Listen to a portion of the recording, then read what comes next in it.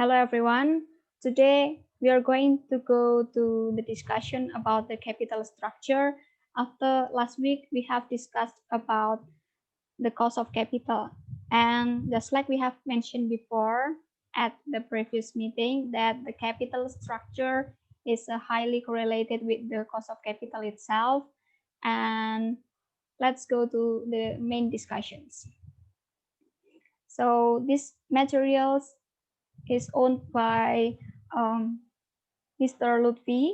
So I owe the copyright for these materials from from Mr. Lutfi. So first of all, we have to understand about the target capital structure.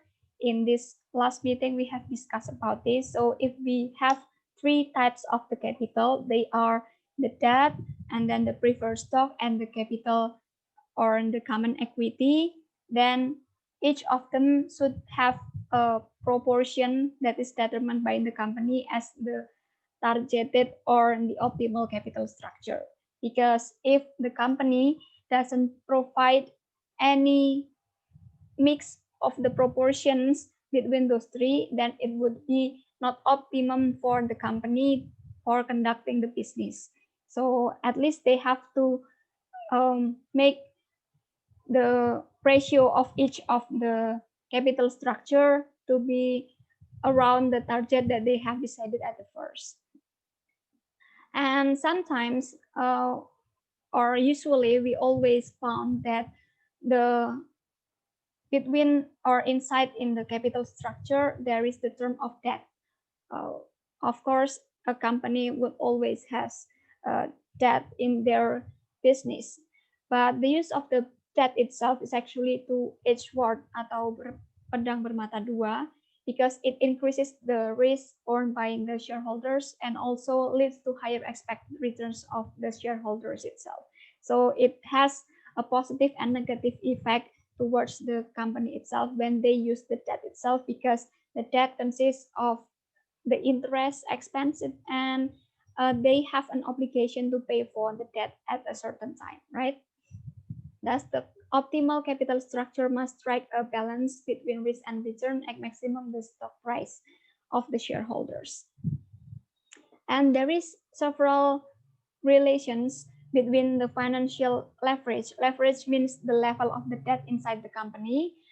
On the EPS or earning per share, it is the earning that is divided by the company to each of the share, or the assumed amount of the earnings if it is divided to the numbers of the outstanding share, and the cost of capital and the stock price. So let us seeing to this picture. So there are three graphs here. The first one is the relations between the debt or the equity to debt per equity to the EPS. So the debt per equity itself is the how we calculate about the leverage. And the second one is the relationship between the debt or per equity to the cost of capital. And the third one is the relation between the debt to or per equity to the stock price. So if we look at the picture, the relationship between the debt per equity or the leverage to the EPS is it would be positive, but at the maximum EPS, it would be getting lower. How if we are talking about the relationship to the cost of capital, it is like a, what is it, a parabola, like slightly like a parabola, but it's not like that similarly. So the relationship between the debt per equity or the leverage to the cost of capital is somehow like positive. So when the debt to equity gets higher, then the cost of capital will be following. Meanwhile, for the debt per equity with the stock price, it would be positive up until the maximum stock price. When the maximum stock price already achieved, then the relationship between the debt to per equity with the stock price would be negative. So like this, they slightly go to downgrade or lower. Then the optimal of the capital structure maximize the stock price and then minimize the WACC. That is the basic assumptions of this capital structure. And the optimal capital structure that is expected by the company is the debt level that maximize the firm's stock price. How we said it is that the stock price is maximized when the capital structure minimize the cost of capital. Just like I have mentioned before in the previous week, it would be better that the amount of money in the form of capital that we expect to get has the lowest cost to get it, or the lowest cost of capital, and usually we call it as the WACC itself. The value of the firm versus the value of the firm common stock. The value of the firm is actually the sum or the total between the value of the debt plus the value of the equity. So if you have known the amount of the value of the debt and the value of the equity, both of them are summed and get the value of the firm. So the value of the firm is actually represents the value of all financial claims of the company, not only in the debt, but also in the preferred stock, the common stock, and the government that is related with the taxes. So we would like to also discuss about the MM. MM is Modigliani and Miller as the founder of this theory, which is based on the Modigliani and Miller. Actually, there is no taxes in the capital structure. So they are assuming that in a perfect world, a firm's value is determined by its assets, not its capital structure. So they are focusing on the left side of the financial position statement. If you are remembering about the structure of the financial position statement itself, and then capital structure does not affect the share value of the stock. So it means that actually the value of the firm is based on the assets had by the company itself, and there is no tax enacted to the company based on the Modigliani and Miller's capital structure theory. And the first proposition is that no taxes and the capital structure irrelevant is all about slicing the pie. So for example, if the capital structure consists of debt, stock, and preferred stock and the common stock, then all of them are the capital structure without the existing the exist of the tax itself. So they assume that there is no tax within the capital structure. So if the last week we calculate the cost of debt using the tax itself, so there is no tax inside the capital structure based on the MM theory. The second proposition is that the capital structure affects the cost of equity. So if we are taking into account this graph, so the relationship between the leverage, it is the debt per equity ratio with the cost of capital, it is always positive when it is about the retained earnings or the equity capital. But for the other, it is for the A, it is for the assets, and the D for the debt is always stagnant or always constant or always fixed. That's why it is represented by a horizontal line like this. But actually, the MM capital structure is irrelevant, or it is actually not exist in the real world, unrealistic. That's why there are the other kinds of the theory that can be used to determine or calculate about the capital structure. It is the trade-off theory. So the trade-off theory takes into account the effects of the bankruptcy costs. And the trade-off theory states several assumptions. That is, one of them assumes that the tax is actually exists in the real world. That's why the tax availability should be taken into account to the capital structure calculations. And there is the also the versus or the comparison between the MM theory and the trade-off theory, and you can see that the MM assumes no taxes and no bankruptcy costs, while the trade-off theory assumes both. And for the MM itself is actually more irrelevant rather than the trade-off theory itself. So For the trade-off theory, you can see here inside the pie that before there is no tax and bankruptcy cost, but here there is also the tax and the bankruptcy cost inside the pie or the capital structure itself.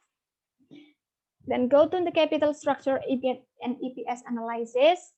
We have to remember about the financial leverage. It is the use of the fixed financial cost by the firm, or usually called as also gearing. It is actually, if we refer to the previous discussion, the financial leverage is calculated by dividing the amount of the debt to the capital on the total of the capital or the equity. The financial leverage is acquired by choice by the company itself. So based on the previous theory, we have to determine about the target capital structure. That's why the company should also determine about the financial leverage. And it is also used as a meaning of increasing the return to the common shareholders. Then we would like to talk about the EBIT and EPS break-even or indifference analysis. What is that? It is an analysis of the effect of financing alternatives on earning per share. The break-even point is the EBIT level where EPS is the same for two or more alternatives. So how to calculate it? So the first one, we have to know first about the EBIT we have, earning before interest and tax, just like we have mentioned at the previous week, and minus with the I is actually in the interest. So we have to know the percentage of the the percentage of the interest times with the level of the debt itself. And after that, we have to also know about the percentage of tax and the amount of the preferred dividend. And after that, we divide with the amount or the numbers of the common shares outstanding. This is the example for the questions, and this is the way to calculate it. I hope that you can learn how to calculate this capital structure EBIT and EPS, and we can go to the answers that the EPS is this one if we are all using the shares, and if we use shares and debt, so the result would be like this. So it means that when we are using the debt inside our capital structures, actually it will increase the EPS of the company. This is the break-even point graphs. So this is about the EBIT is the horizontal line and the vertical line is the EPS itself. If we are talking about the EBIT with debt, it means that when the EPS is higher, then the line would be like this, like lebih tegak. Meanwhile, if we are talking about the EBIT without debt, then the relationship between the EBIT and EPS is positive, and it more lebih miring lagi daripada EBIT in debt, and the cross section between both of the line is called as the indifference point between those conditions. How to calculate it? So we use these calculations just like before. And the C is actually the annual interest expense. It is the percentage of the interest times with the amount of debt. And for the S itself is the number of share outstanding after the financing. So we compared between where there is a debt and where there is no debt inside the capital structure. This is the example of the calculation based on the question before. When the EBIT is less than this amount, it is preferable to finance the project using share. But if EBIT, however, is higher than $1.8 million, then it is preferable to use debt. That is the meaning and also the conclusion of these calculations. How about the risk? When we are talking about the risk, then it would be lower risk, only a small probability that EPS will be less if the debt alternative is chosen. So here, the line of the risk is actually shown by this parabola. So this is actually how the risk inside the EBIT and earnings graph. So it would be increasing, the trend is increasing or higher and higher, but at the maximum amount, then it would be lower. That is, the maximum amount is when the debt is quite too high for the company, and it would be the higher risk for the company when the debt is quite high. But the higher risk, much larger probability that EPS will be less if the debt alternative is chosen. So if there is the other alternative for the debt that can be chosen, then the higher risk can be happening when we found the cross sections between the debt, the common, and the risk itself in this amount of EBIT and EPS. So that's all our discussions related with the capital structure, and I hope that you can try to explore more about the capital structure topic, and we would like to have an exercise and meeting afterwards. Thank you and see you later.